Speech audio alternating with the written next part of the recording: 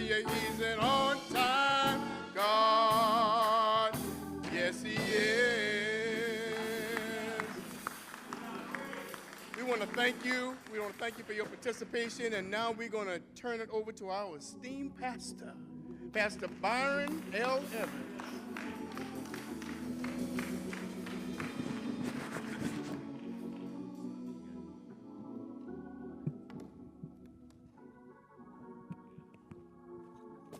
Amen. This is truly the day the Lord has made, and we shall rejoice and be glad in it. Amen. Anybody glad to be back in Bible study on one more Wednesday evening? I got a question for you. Did God wake you up this morning? Did God give you the strength to make it in here on tonight? Do you serve an on-time God?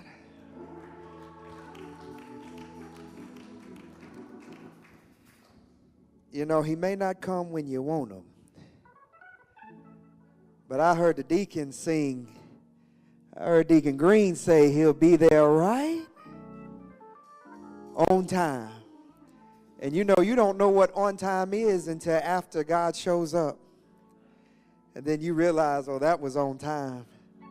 Can we take a moment and just think on the goodness of God? I want to invite you as people come on in. Amen. As we continue to reflect on 130 years, as we reflect on just the past 2 years, as we think of all the hurricanes and pandemics, tragedy, God, we thank you.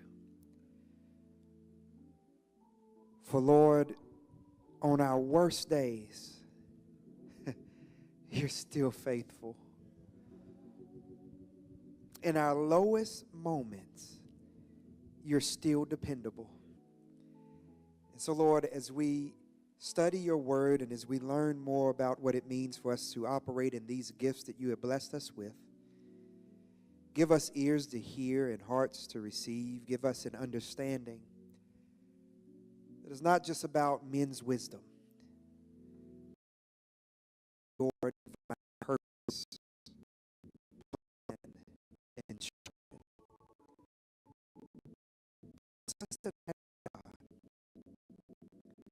That we would each leave here.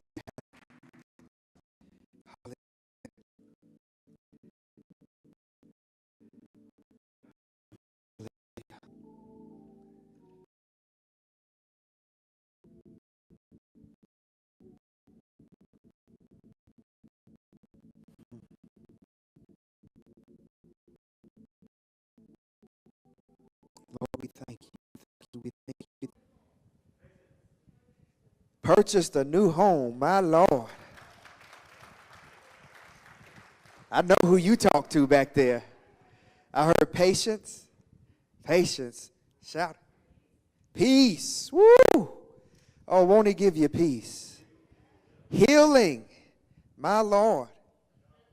Contentment. Woo. Traveling mercies. Promotion. I serve a God who will elevate you. Move you higher. Amen. Amen. Who else? Who else? Ooh. Made you want to go to work. After all the stress and trauma you've been through, God has positioned you so that you actually want to go to work. Oh, that's testimony stuff right there. Who else? Who else? Anybody else want to shout out? Calmness. And dealing with irate customers. That is a calmness in the midst of a storm. That is, you can be as irate as you want to be. My soul is at rest and peace. Amen. Your problems are not going to become my problems. Amen. Anybody else? Experience just being able to share with someone? Did anybody experience something, just being able to share with somebody what the Lord has done for you? What was your experience? Somebody yell out at me. Free. That pressure, though, when it's not balanced right, can become a bit too much.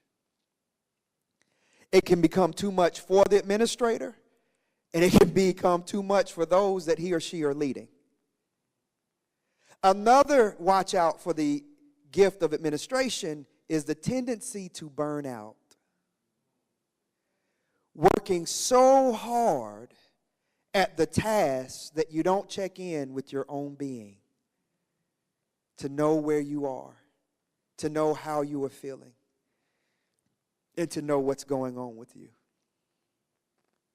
Again, it's a disconnect from how others are feeling, but also can be a serious disconnect from how one is feeling his or herself. Another watch out for the administrator is not giving enough time to your own spiritual development. I don't have time for devotion this morning because I got to be at the food bank. I don't have time to sit and pray this morning because I've got to help Reverend Reverendale with the choir. I don't have time to just read my Bible, sit and reflect, and sit at the feet of Jesus because there's stuff to do at the church, and if I don't do it, it won't get done. And I've got to do it because even if there's nobody else to get the task done, the task must get done. And I can't rest until the task is complete. The pressure comes back. Is this making sense? Where do we see this? Luke 10:38. Now it happened as they went that he entered a certain village, and a certain woman named Martha welcomed him into her house. And she had a sister called Mary who also sat at Jesus' feet and heard his word. But Martha was distracted with much serving. And she approached him and said, Lord, do you not care that my sister has left me to serve alone? Therefore, tell her to help me.